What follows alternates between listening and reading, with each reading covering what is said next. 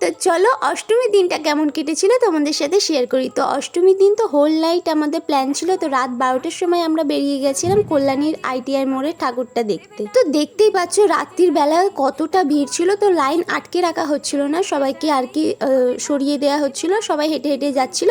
তো ভেতরটা ঢুকেই আমরা দেখি ভেতরটা প্রত্যেকবারে প্রায় একই রকম করে, আর এই সোনার ঠাকুর তো প্রায় একই রকমই থাকে প্রত্যেক বছরই।